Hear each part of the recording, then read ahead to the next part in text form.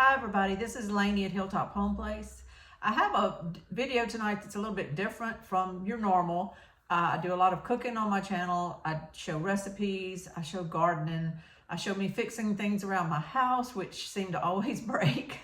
I'm trying to kind of let you know how my life is sometimes, to be the one handling things like this. So I like to just kind of show what's going on, what broke, how I handled it, you know, how I keep the food going, the food growing, the food processing, making broth and canning foods. And I like to share all that. But also every now and then with you, I share practical things that I also have to deal with pretty much on my own these days. But this could be a situation here that I'm talking about today that everybody is in.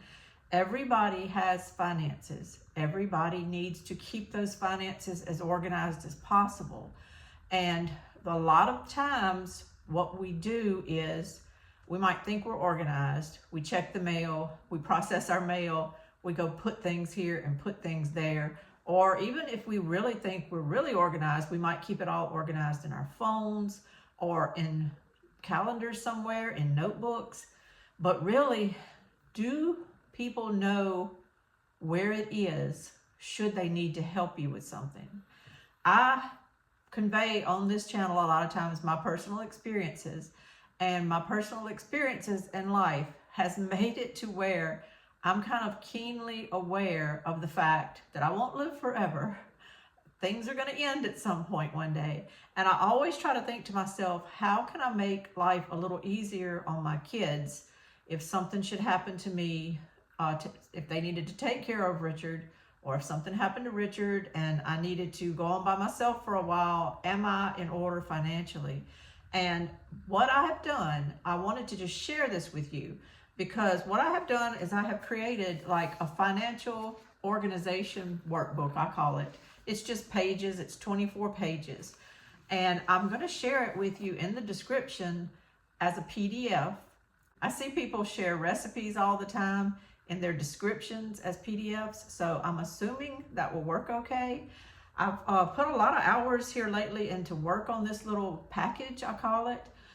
If I were you, I would print it maybe and put it in a little binder or one of those little folders that has the little brads, and you can punch holes in the sides and put it in a folder with brads.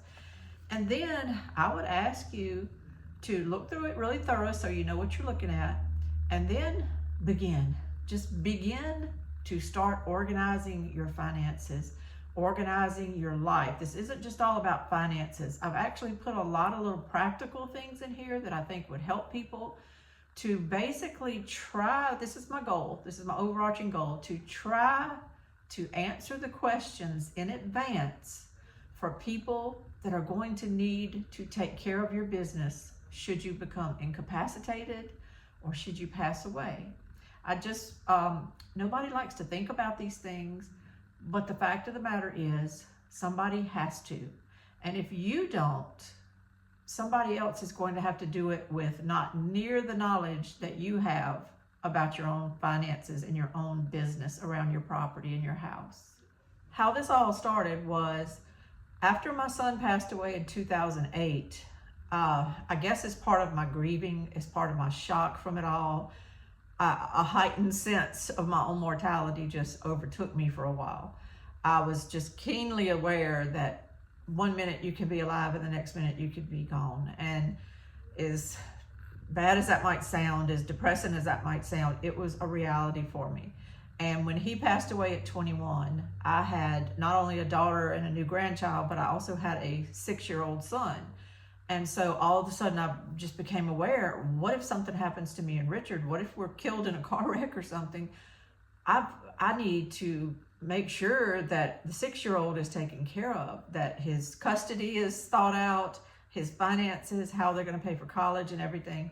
So at that point in time, I did create some documents, and my friend was a notary. I got things notarized, and I was surprised at the pressure it lifted off of me, to where I didn't have those anxiety thoughts that would keep me awake at night about, oh my gosh, what would happen to him? I all of a sudden kind of fixed it. In other words, you can't prevent dying, but I did outline in some documents all my thoughts and feelings on what our wishes would be. Here's where the finances are to pay for that.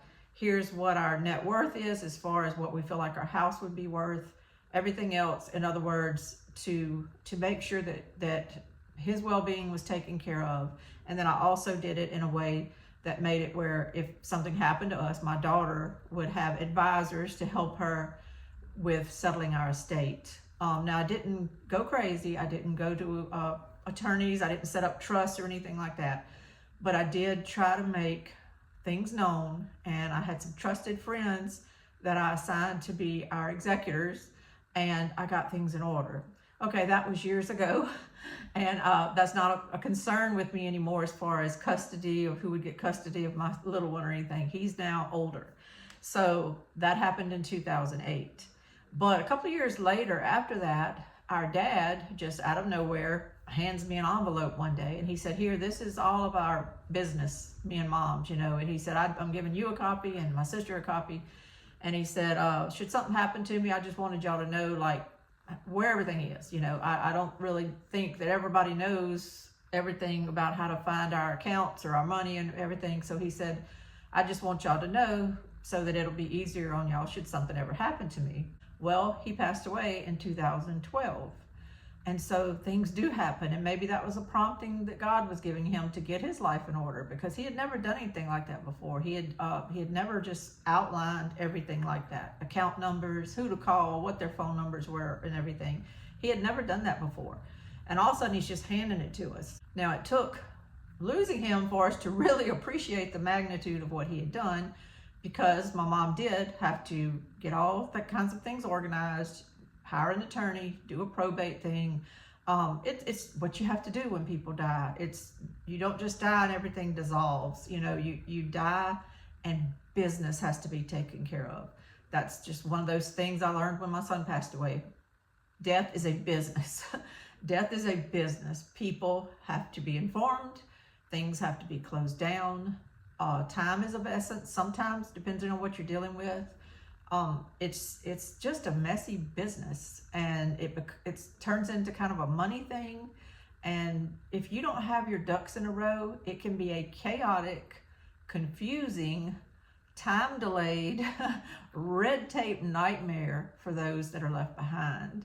So I thought to myself, I'm going to do what my dad did. So a while back, I started doing a document. I typed it on Microsoft Word. It wasn't anything special. I just basically listed all of our assets, any debts if we had any, and then I listed things like who we pay our electric to, because I was thinking to myself, should something happen to us and we needed to have somebody stop our bills from coming in the mail, stop our bills, stop our things that were drafted out of our account and everything, who would need what information to do that? So I always think of my daughter, because she's a lot older than my son. So I was always thinking, what would she need in order to put the brakes on, put the brakes on to give her time to get our finances in order, to get her time to figure out what to take to the attorney and all. So I tried to do that, and I have done that for her. It could be for both of them now, for, 10 years now. And what I do is around the beginning of the year, every year, it doesn't have to be that week, but around the beginning of the year, I usually start thinking about it again, and I get that document out and I update it. I just change things that need to be updated. And if insurances have changed, if we used to have a mortgage, we have no mortgage now. So things change all the time. You'd be surprised how much things change. And so just between one year and the next, you can have lots of little things that change. So what I thought was, okay, this isn't a one and done thing. I need to do it all the time. So here I am this year. It's 2025. It's February. And I started thinking to myself, I need to update that document. And so I decided, instead of just getting it out and handling it, for me this year, my dog is on the porch. I thought, let me go ahead and make a PDF that I can share with y'all, and share these thoughts with you all of the fact that they always say there's two things in this world that are for certain: death and taxes. I would say the tax thing, I'm not going to worry about. That's too complicated. I would say, yes, death is certain, but it's also certain that you're going to die and somebody's going to have to take care of your business. It's just certain. If you don't plan this, then the city, town, state comes in and takes all of your stuff, and it becomes in unclaimed accounts, or it becomes part of tax sales and sheriff sales, and it's a nightmare. So what I would do is I would put all this together with the thought of, let me designate a person. I'm fortunate in my life. I have my daughter, but I could also probably have a couple other people too that I could trust with. And think to yourself, as you're doing this, what would they need to know? And so to make that easier on you, I just put together this 24-page financial workbook. And I hope that some of you might take the time to at least pull up the PDF and look at it. I'm going to go over it, but I'm not going to do every line on it because that would take forever. But it's very interesting. I'm not an author of any type. I'm not trying to be some kind of cover all your bases things like a financial report would be from a mutual fund company or something like that. It's not that in depth. I tried to do it in a very readable, easy way. But I also tried to cover as many bases as I could think of. Now I can always update this PDF and re-put it, take that link off and re-put a link. So if there is something that y'all come up with that you just see I have completely forgotten, or if you see that I could ask another question or two on there that maybe I didn't ask that would be really pertinent, let me know, and I can always update this document for you to reprint. So the way I broke it down is, this is just the general title of it, Financial Organization Workbook, but the first sentence says, information on the assets, debts, utilities, and other miscellaneous items and accounts of, and a namespace, in the event of my or our death or incapacity. So that, you kind of title it with your name right there at the top. And then I did put a little note of, before writing on this main copy, if you want to make copies of certain sections that may more pertain to you, if you feel like you need more of the little boxes that I gave you. If I did like debts, like credit cards or whatever, I might have put 5 different spaces for you to do 5 different cards. You might have 10. So you would need to make a copy of those pages. And then at the end of each little item, like item 1, I did put a little note down there that says, see attached documents pertaining to debts or assets or insurance at the back of the packet if noted. And you would just note on there, there's 4 more pages attached to the back. You kind of just, you're writing this to yourself, but if you keep it all together, like I said, maybe in a little folder with brads or a little binder where you put it and punch holes in the sides and put it in there, and then these pages are behind it, whoever has this still has it all together. So it'll all work out and they'll understand what you're giving them.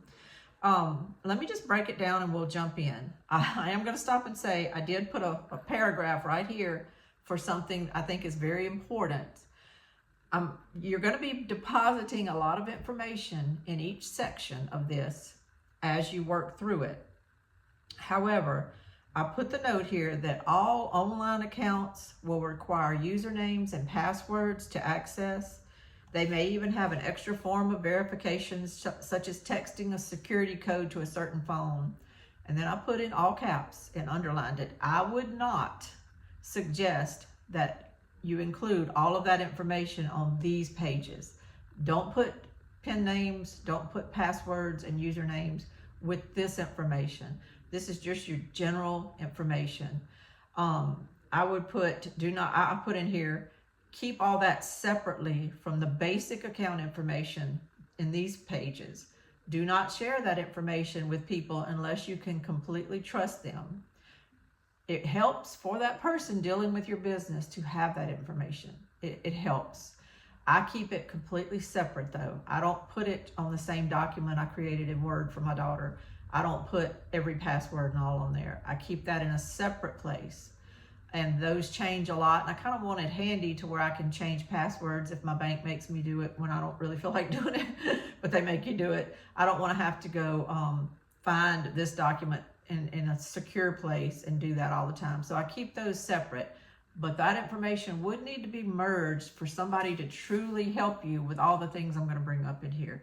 So keep that information separate. Do not write that on here unless you're really going to be putting this in a secure, locked place, a lockbox at a bank or something like that, where you're not concerned about someone being able to easily get a hold of it. Your information that you're putting in here is private enough. It's your business. You know, it's I don't ask social security numbers or anything like that on here. This is just basic account information for people dealing with your stuff.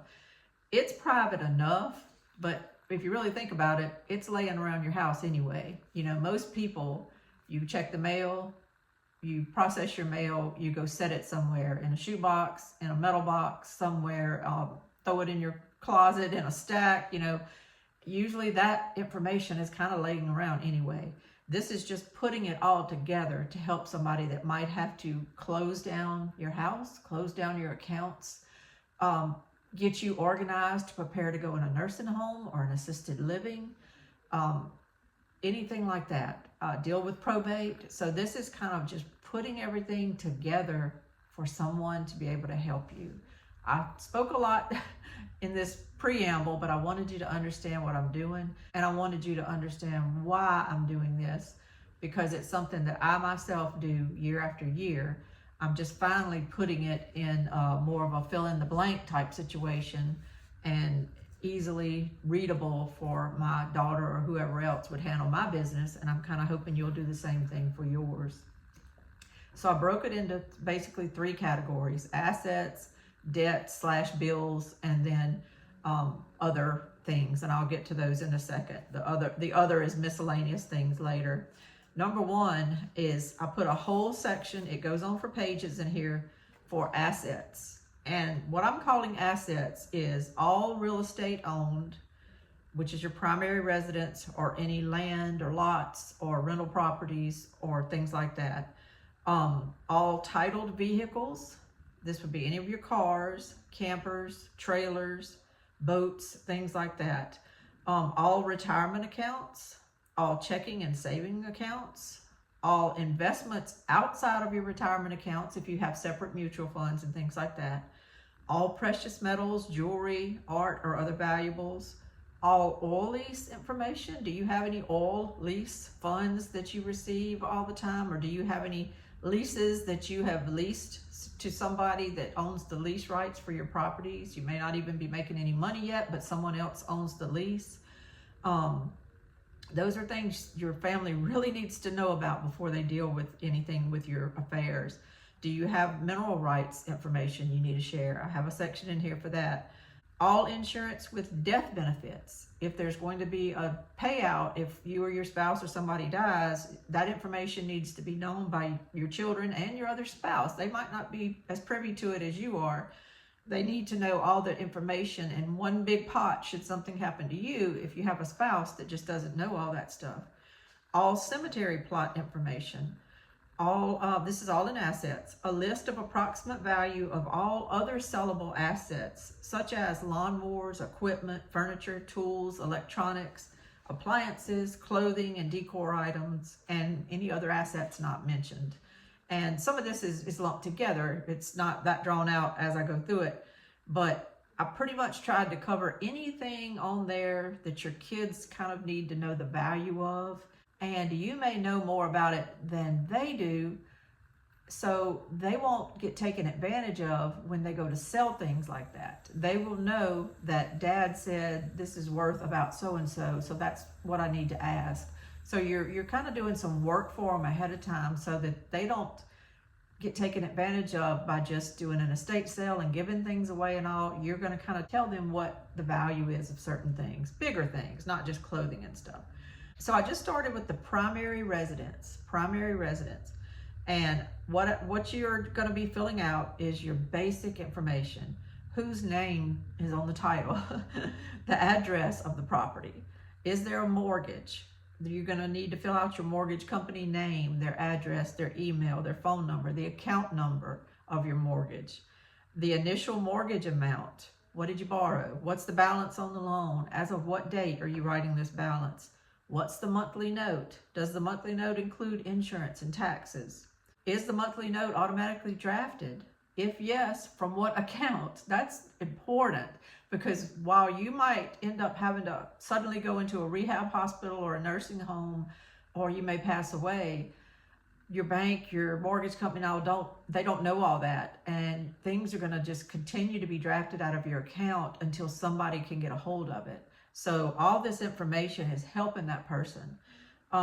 Contact person for the mortgage company. Is the loan current? The estimated resale value of the home. Just kind of give an idea of what you think that might be. If home is paid off, are copies of the loan cancellation, the cash sale documents, or the title documents available? If so, where are they stored? I put a little note in here too that if the current residence is a double wide mobile home, there's a title for each half of the home. I didn't know that till I bought one. Each side of my double wide has its own title. You need 2 titles to be able to sell a double wide. I did not know that until I bought one, but I stuck that in there just in case. And then right below that, I go into homeowners insurance information. And this is where you'll put information on who issued the policy. But that's not always the same. Who's on your policy is not always the same as who you bought it from. You might have bought it from an independent agent in your town, and that's going to be different from who actually issued the policy, but you need all of that information for your person that is in charge of your estate. So you're going to fill out who issued the policy and who you bought it from. Is it automatically drafted? You're going to see these questions over and over again because a lot of things are set up nowadays to be automatically drafted. Other things might be sitting there waiting on someone to cut a check for it, and then it's going to go past due and all if someone doesn't take care of it. And you have to think also, like, the only way someone would know a lot of this stuff is to sit there and watch your mail and let things come in the mail and then start saying, oh, this is who mom pays her electric bill to, you know. But you don't want them to have to do that. So go ahead and put the information down so that they can go ahead and get on the phone with these people from the get-go and say, we need to suspend this service. We need to cut this service off. Things like that. We need to change the name from my mom to my dad, you know, things like that, and handle the business rather than sit there and wait on bills to come in for months and months and months. And that doesn't even always work either. And I'll get to that in a little while when I get to another section. Then for your primary residence, I roll right into property tax information. And that's where you can fill out the name on the property tax records, which should match your title of your property, but sometimes not always. You need to, the names that you put on each account is very, very important, and how it's listed. And I found just doing our own business that our stuff was all over the place. It was sometimes Richard's name, some mine, some had middle initials, some didn't. It was all over the place. And that's what you're going to find too when you start looking at yours, I guarantee you. So the names, the assessment number, the deadline for paying taxes each year, who are the taxes paid to, all that information. Are they paid through the mortgage? We kind of asked that up there, but I'm asking it again in the property tax information for quick reference reasons. If no, what is the approximate annual payment? Is the annual payment made by check or draft? You know, from what account? And then I put space at the bottom of everything to give you place to write little notes if you need to write a note to someone who might be handling this. The next section, which pretty much mimics the primary residence, but I did change the wordage if necessary. But this is for vacant land, lots, rental property, or other real estate. So if you own any other type of real estate, you would deal with that here. And I wrote on there type of property, and then you would start doing a lot of the same questions as you did for your primary real estate, but it's kind of adjusted a little bit to where it could be land or it could be rental property or whatever. And then notes at the bottom that you can add on anything about it. This rental property is a money pit. I'm wanting to get rid of it. You know, don't feel bad to sell it. You know, whatever you think, just write on there anything you think someone might need to know if they're dealing with this property. The next section, this is still under assets, is all titled vehicles, comma, campers, trailers, ATVs, boats, boat trailers, anything that needs a title issued by the DMV. That's what this section is for. And I put on there, see attached pages if you have additional titled vehicles. I tried to give extra spaces on all of these. For primary residence, I just did the one space. For extra real estate, I just did the one. If you own a lot of different things in real estate, you're going to need to make a copy of this page before you fill it out so that you'll have copies. For titled vehicles, I realize people may have multiples. It was kind of a extensive little questionnaire here, because you also had to deal with whether you have insurance on that titled property and all of that information. So it's kind of extensive. So you would need to make a copy of this page as well before you fill it out if you have all kind of things. Most people will probably have at least 2 cars that they need to fill it out on, but you may also have boats and stuff like that. Then we jump into still in assets, we jump into retirement accounts. I did do 2 copies of the questions on these because I figure a lot of times the man and the woman has a retirement account through their work. You may have multiple different, these are true retirement accounts, IRAs, things like that. You may have multiples of those. If so, make some extra copies of these sections first, but I did put 2 in case the spouses each had one. That's basic information, the names on the retirement account, the address of that it's billed to all the time. And looking at this kind of stuff makes you realize sometimes whether this information needs to be updated with these companies, to go on their website and update. Is this an employer sponsored account? What type of account is it? 401k, IRA, other? And then all about the managing institution, who has it. And then there's employer information on here too, because if it's through your employer, it's very helpful to someone dealing with this to know your employer's phone number, maybe their HR contact, their HR's phone number, to deal with the human resources. And then I put on here employee ID, if applicable. My husband had an ID that I had to memorize and kind of know to deal with all of his stuff after his stroke. The hire date, that's also very important. A lot of times you need to know that hire date. As I said, I've kind of used my own life as experience for why I'm asking some of these questions. I mentioned my son passing away. I mentioned my dad passing away, but also my husband had a massive stroke 4 years ago. He cannot in any way deal with any of this stuff anymore. So I had to deal with his long-term disability and short-term disability. I had to deal with Social Security Administration. I had to deal with his HR, with everything. And I came to know what questions they always ask and what things I need to know about. So that helps a lot, especially long-term disability is very concerned with your employer ID number. Everything we did, I had to write his ID number on all their paperwork. So that's why I put that there. I've tried to put things that I feel I know will be helpful for you to have someone know who's handling your business. Approximate amounts in the retirement accounts, all this stuff changes monthly, but just an approximate amount. Sometimes if somebody's just looking through here in general and they're trying to figure out whether, oh my gosh, we're going to have a bad tax situation because mom and dad have way more than we thought, and I think we're going to be in a really bad tax situation. It's just a good heads up you can give people. All these numbers change all the time with the value of the market and everything, but it's a good heads up you can give them if you put in there that you have about X amount in your retirement accounts, and then you're listing other accounts too, so they'll kind of get a general picture of your situation. And I put in here a spot for you to put, should a tax accountant or other professional be contacted for advice about this?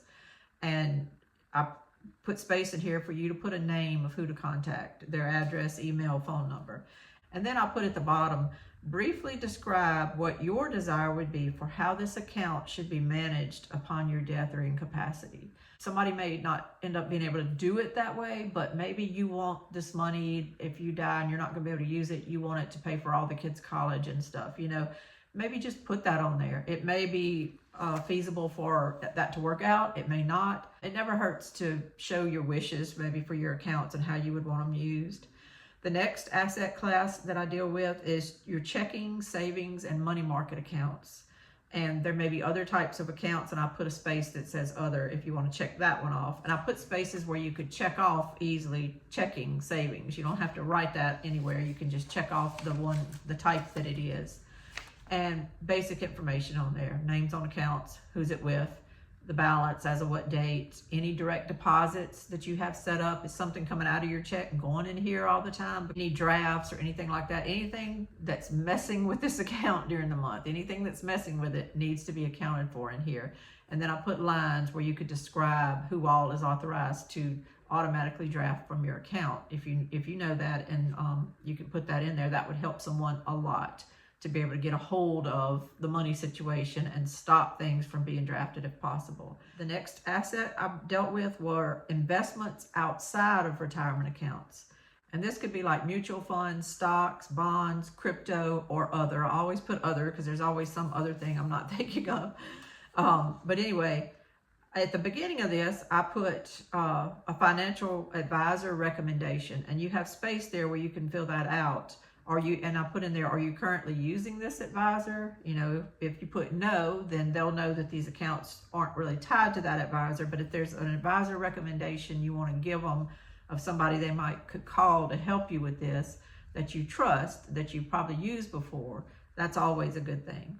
So this section here is for investments outside of retirement accounts. You have a mutual fund account here, you have a bond account there, you own some stocks, you might have crypto on an app on your phone. No one will know about it if you don't tell somebody. So you really need to put everything you can, or else it just goes into some of that, especially if it's through an app, if it's crypto, it can just go in a black hole that no one knows how to retrieve. And that's so sad because you put hard-earned money in it, and I'm sure you would rather your hard-earned money would stay in your family to help your children and grandchildren rather than go into a black hole on an app somewhere, or for funds to go into unclaimed funds through your state or something. So this information, it could be crucial. I put several spots for accounts like that. The next asset thing that I deal with is precious metals, jewelry, art, and other valuables. And I've set it up in such a way that you can put the price you paid, the date you bought it, and then the quantity you bought. And then you could put estimated values on here if you want to. I kind of set it up in such a way, thinking of people buying like gold and silver. Your price paid, when you purchased it, and all, and the quantity, all that can matter as far as figuring capital gains and all for later. For this, for the stocks, for things like that, capital gains taxes can come into play. If your children go to sell this, they need a cost basis. You can get a lot of that information from the mutual fund companies and all. They'll easily send you like a statement each year that gives you cost basis and stuff, and they can find that information fairly easily. When it comes to precious metals or art or something like that, unless you put a sticker or a receipt right on top back of a painting or right on a piece of art, they might not have a clue what you paid for it. And then if it gets put into some type of estate package and valued at something that's just sky high, you could owe a lot of taxes on things like that. I don't really want to get into a tax situation too much, like to where I'm talking about it too much, because there's so many rules and there's so many different reasons for taxes and different things, and there's ways to avoid them, to be honest with you. So I don't really want to even go there. But what I'm trying to say is, especially I think right now there's a lot of people investing in silver and gold and things like that, and if your children don't know that you have it, or they don't know what you paid for it, they might not understand what to do with it, or they might not even know where you've put it if you've hid it somewhere. You know, a lot of people will put it in, say, a vault in another state or something. They'll have their gold or silver held in a vault type situation. They'll have it at their bank in a bank box.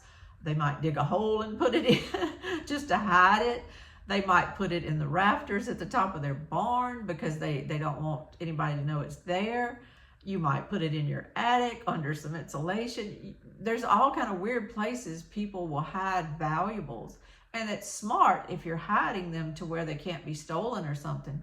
But what's not smart is having no one know where it is, and then your children come in and close your house down at some point and put it up for sale, and they have no clue that you have all that gold and silver hidden in the barn or buried in a hole, you know, and they're selling off all of your wealth and they don't even know it.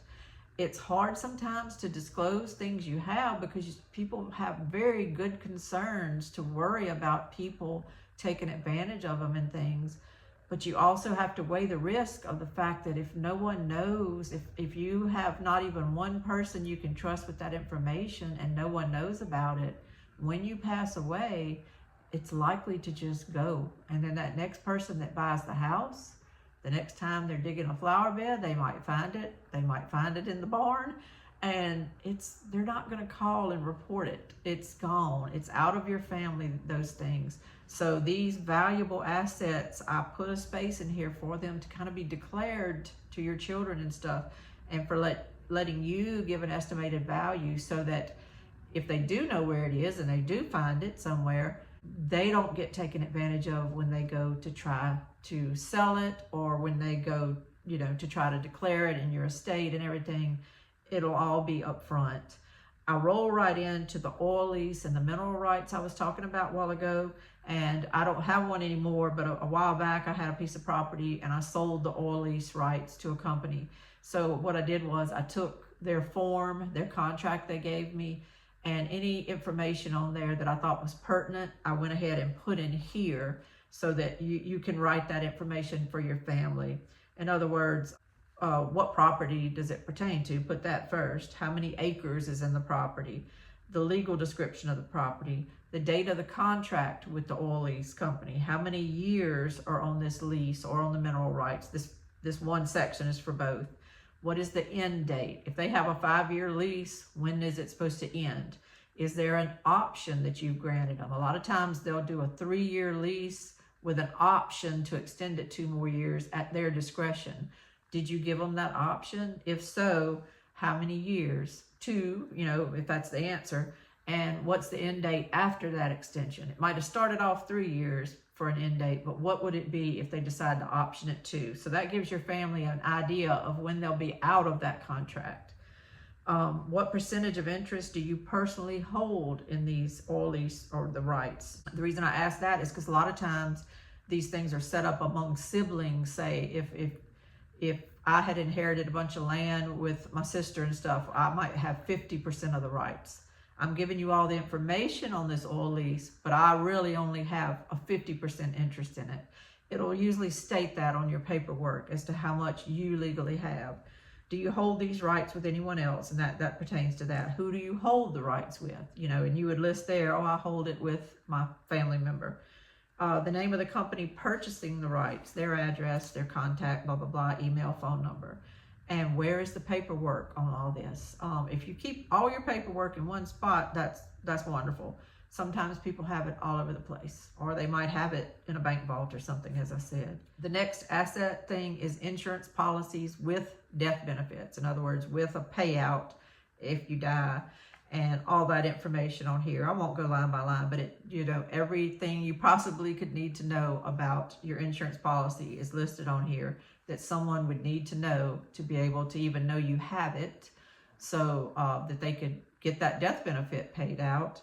And a lot of times, if you don't have enough cash to pay for your funeral, the funeral home will accept an active, valid insurance policy, and they will probably check with the insurance policy issuer. They'll call that company and they'll verify that your policy is up to date, but they will accept the fact that you have life insurance, go ahead and bury you, and then you sign an agreement saying when the payout comes, in other words, however much you owe the funeral home goes straight to them first. So I don't know how they do the checks and all, but I do know that they kind of put a lien on that life insurance policy to where they get their money first when you get the payout. But they will go ahead and bury you. A lot of people don't have the cash sitting around to get buried, but they do have active, valid insurance policies that the funeral homes will accept. So your family may need this information right off the bat if something happens to you. So it's a good thing if they have it all right here. I put several spaces for all that because sometimes each person has life insurance and stuff. The next thing I put this under assets because it is an asset. Do you own cemetery plots? I own mine and Richard's. So we already have those. So that saves a lot of stress on somebody. If something happens to us, then we already own our own plots. So you're just putting where they are, the location, the legal description of the plots. In other words, section so-and-so, plot 11 and 12. Who to contact prior to burial. Sometimes small family cemeteries and things have a specific person that needs to be contacted. They will not allow you to dig or bury in these cemeteries until they mark off a spot And when your funeral home comes, they know exactly, they go mark it before the burial happens, in other words.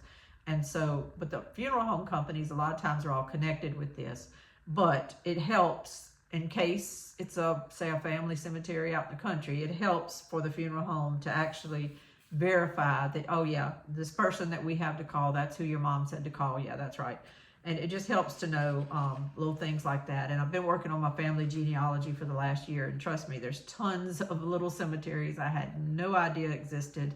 A lot of them are on private property, and they're family managed and everything. And so it always helps to know where you're wanting to be buried and give somebody information on that particular cemetery. That helps a lot later on. And then this last part right here, I just put a long section for you to individually list assets like lawnmowers and things like that, and then give an estimated value, just to help your family out to know when they go to dispose of something about what it should be worth. I realize at this pace I better speed it up or it's going to take too long to do this. But the second section I go into are debts and bills. And this is all the debts that you might have besides your primary residence, besides other real estate, or besides title, vehicles, and campers and all that kind of stuff. We dealt with that already in the asset section. And there was spaces in there to list whether you had mortgages on those things, which would have been your debts. So this is all other things like miscellaneous loans you might have, or credit cards, or other debts or bills as described below. And I give a pretty good detail of these things as we go. But I left space for you to put 4 different types of debts if you have any kind of loans or credit cards like that. If you need more space, you can make more copies of this. Then we roll right into utilities. And this is, I'm not calling these a debt because they're not technically a debt, but they are payments that you have to make. So I'm trying to cover all these payment type things in this section. And utilities are other open accounts that you pay in full each month. And this might be your electric, your water, your gas, your cell phone, TV, internet services, or other miscellaneous accounts. I put a note in here that TV streaming type accounts or subscriptions or membership fees, I deal with those in a later section. But right here, we're just trying to deal with these monthly bills that you get, like utilities and things. And I left a good amount of spaces. I think I might have left 7 different spaces for those because I know that everybody has lots of different utilities and stuff.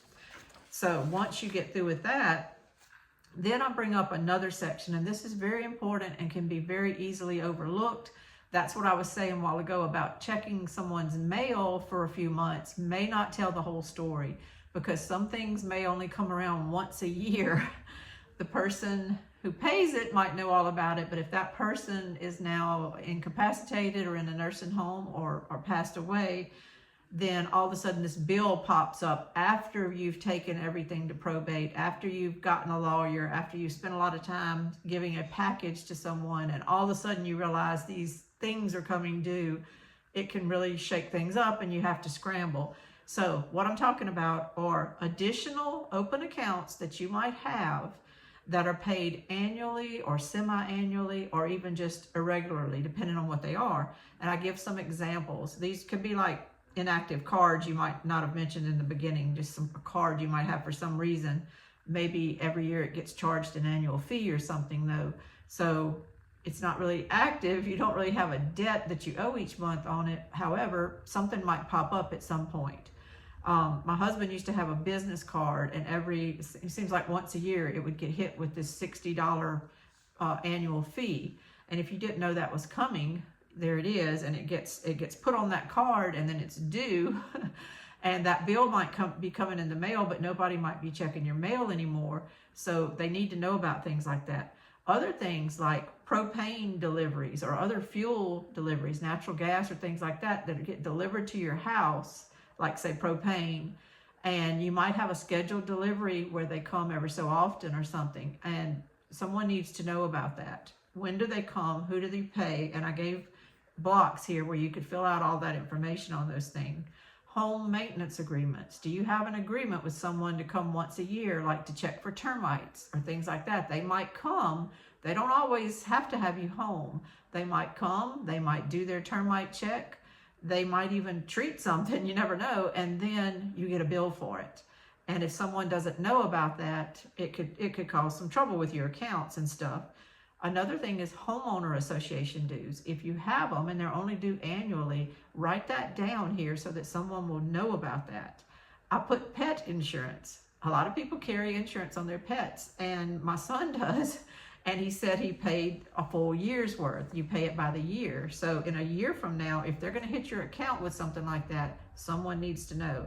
And then I just put other miscellaneous things, because who knows what could be out there that people have that are going to be like that, where once a year it hits their account, or at some irregular date that, you know, someone wouldn't know about unless it happened. So I put several spaces, 3 or 4 spaces for those type of things to be put. This last thing is real important in this day and time. Not a lot of older people might have this issue, but if you do, someone needs to know about it. And that is subscriptions and membership dues that are automatically drafted from your debit and credit card. And this is things that they also could be paid automatically through like Venmo or PayPal or something. But this may include, and I'm just going to read it because it'll give you an idea of what I'm talking about here. I'm talking about these little things that are going to hit your card constantly if you have these things going on. I'm not one that subscribes to a lot of things. I don't want anything hitting my card ever, but a lot of people do things. This may include subscriptions to individual content creators, like on X or on YouTube or on Substack or something like that, where you want to follow a particular person, and for $1.99 a month, you know, they'll let you be a member, or $5 a month or $10 a month.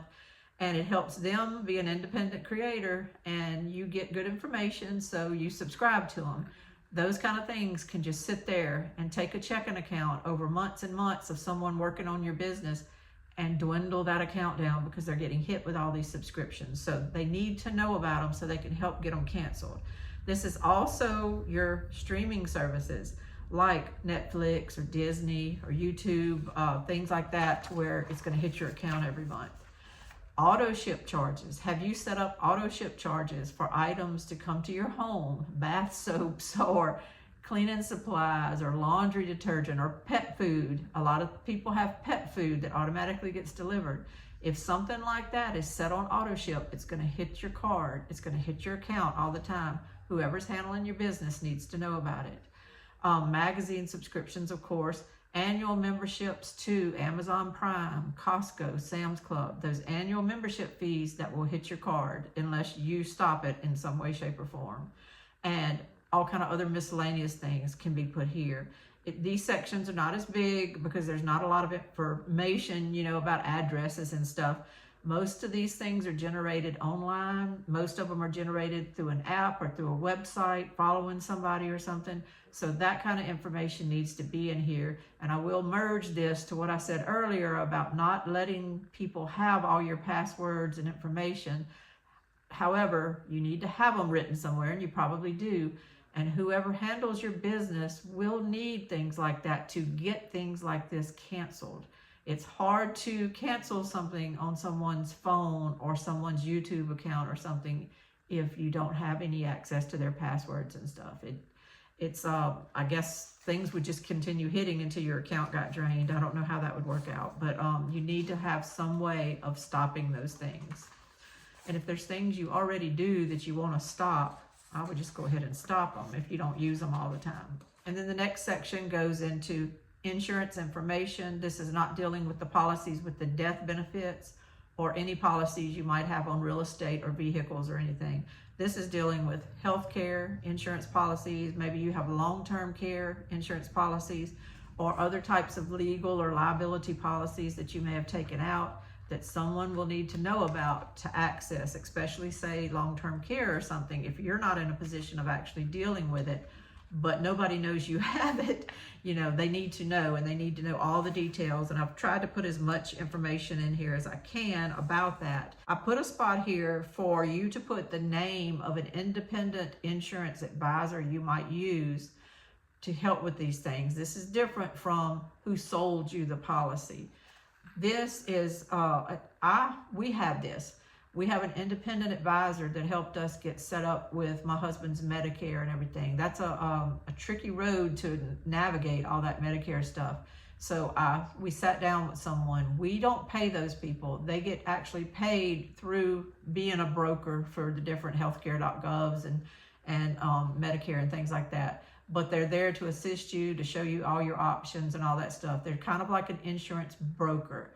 When you have a claim or you go to the doctor and all, you're not dealing with this person, you're dealing with the insurance. This is just someone who sat down and kind of gave you all your options, helped you get signed up, helped you get through the quagmire of information that these people need, submit your payment and everything like that. She did all of that for us, and I haven't had any issues since with Medicare or anything like that. It went through a broker and it was done real well. So if you use somebody like that, your family needs to know that that's a good person to call. I've already actually talked to my daughter about that, and my daughter went with her mother-in-law to the same person one day. So my daughter's aware of who we use that can help with all that stuff. But this is insurance information section, and I give several different places where you can put all types of policy information for other policies that you might have. The next section is, this is important. This is actually the next to last thing I think I have, but it's information about contractors or other resources for references for people that may come in handy should your home need to be put up for sale, or should your home need to be maintained, even if it's not put up for sale, but it needs to be maintained for you while you're in long-term care, while you're in a nursing home, while you're in hospice, but there may be a chance you're coming home, but your home needs to be maintained. And I put this here because sometimes you have someone that fixes things for you, or that's a great electrician, or that's a wonderful yard person and all, but your family may not know who you call. They don't know who you use. And so I put sections here, and I put check all that are applicable. It may not apply to your house, what I put, but if it doesn't, just don't check it. Put on there water well, phone number of who to call if it stops working, company name, all that kind of stuff. And then I also put in here that water wells sometimes need to be inspected before the sale of a home, depending on where you live, and who to contact. Put in here the contact of who to come inspect your water well that's authorized with your environmental protection department of your county or your parish. Sometimes they have a list of people that can do that, but most anybody that installs water wells or works on water wells is usually on their list. There's not very many people out there that do all that. So they're usually okay to get that done. Sewer services. This is where you would put, you don't have a bill necessarily unless you have a city bill or something for sewer. But if you have like a MODAD or a septic system or something like that, you're not going to be getting a bill every month. But somebody needs to know what type of system you have. Any type of paperwork you might want to attach to this would be helpful. Is your system up to date with inspections? When were they last inspected? In the event there's a problem with your system, who should we call? When you go to sell your home, your sewer system will need to be inspected, sometimes even upgraded before you sell your house. So who should you call about that? So all of that information would be here should somebody need to kind of start shutting down your house or putting it up for sale. Electrical services, same thing. Here is our recommendation for a reliable, trustworthy electrician. Plumbing, here's our recommendation for plumber. Yard maintenance, home inspection service. Now, the buyers of your home will usually be hiring a home inspector to represent them before they buy your home. But if you just need a general inspection so that you can make some repairs before listing it to get top dollar, or just to get it fixed, if you need somebody to kind of come by and look and say, mom and pop's electrical, is it up to code? Do we need to do this? An inspector might be a good thing for your family to know if you know one. And I put a lot of these things because I happen to know these things myself. Don't know if my kids know what I know, so this will be a good spot for me to say, look, call Mr. So-and-so if you have trouble. And they would appreciate that, because otherwise they're just going through a phone book or something, and they don't really know who to call that might be in my area. Same thing for appliance repairs. I put a spot here for a trustworthy appliance repairman you might recommend, air conditioner and heater services. And then I just put kind of a general carpenters / roofers / handyman, but I put several different spaces where you could list what type of repair does this person do, and here's their name and phone number. That'll help. And then other recommended repair providers, and I put in parentheses, this could be lawnmower repair, ATV repair, boats or campers. if you already use somebody and you know their name and number and stuff that you could give your kids in case something, they go to sell your mower but it won't start, where does mom and pop take their lawnmower around here to get it fixed? They could get the lawnmower fixed and then make more money off of it. That's the things I'm talking about. I added today, before I did this, a 6th section here on funeral information. What funeral home do you want them to call? Used to, I would have said a certain one. Well, I don't live there anymore. It's 40 miles away now. I live local to some nice little funeral homes. I'm going to put something different that my kids can use. Payment for my funeral should be made from the following account. If no account is listed, is there an active policy with a death benefit? And that's what I talked about earlier. And you could put yes, see page so-and-so. Information on this policy should be listed in the policies up above. I wrote that. And then I wrote a big section. I left a really big section with, here is a brief description of what I would like my funeral to contain. And this could include like what type of casket you want, what type of flowers, who would you like to be your pallbearers, what pastor do you want them to call, things like that. Who do you want to do your eulogy? If you don't have any thoughts on this, just put on there, I completely trust y'all, you know. But if you have some specific hymns that you would love to be sung, write them down, because not everybody knows that information. It might be all up here and it's not to where somebody would understand that mom really, really would have loved this song sung. Not everybody knows that. And so just put in that box anything to where people could properly carry out your wishes. And I wrote here at the bottom, I would highly recommend that a list be created of any family member that needs to be listed in the obituary, and put in there, you know, my brother and his wife, so-and-so, and spell the names correctly. Make sure they get spelled correctly. These obituaries, I've been through it. You are literally sitting across the desk at the funeral home with a man or woman, and you're having to give them this information while they're typing. They're literally sitting there typing it. And so for you to use a time of grief to try to recall everybody in your family and try to recall exactly how they spell their name. How does Caitlin spell her name? How does Brandy spell her name? You know, it's like, it can be such a brain drain on you for a funeral, you know, and you're doing this to make it easier on your children. Your children may not be as familiar with who your grandparents were or something if you want them listed, or their exact names. They've just always known them as, you know, great grandma so-and-so. What was her whole name? What was her maiden name? You know, you can put that type of information together and give it as a gift to whoever is going to do your funeral. And believe me, it is a gift and they will appreciate it. That's my 24 pages. I'm going to attach this as a PDF, and I'm praying it works, into my description of the video. I'm sorry that this video went as long as it did. I tried to just cover everything and give you an understanding of why I put this together and how I feel like it would help you all if you download it and try to fill out as much of it as possible. Store it in a safe place, but most of all, communicate with someone that you trust and that you love, and that you know, can be assured that they will take this information and use it to the best of the ability to take care of you should you need type of long-term care or something like that, or to handle your affairs should you pass away. It's just, don't wait till the last minute. Let somebody know what they need to know so that it's not all consuming in their life, and that it doesn't just drain them of all their energy and all to try to deal with things. And the last thing you want is for things to happen to your assets that you didn't want to happen to them, you know. So you can use this time to write down some specifics, to chart a little path, you know, if you want to, and make notes in here. I'll put plenty of spaces for notes. This is Lainey from Hilltop Home Place. I hope you enjoyed it.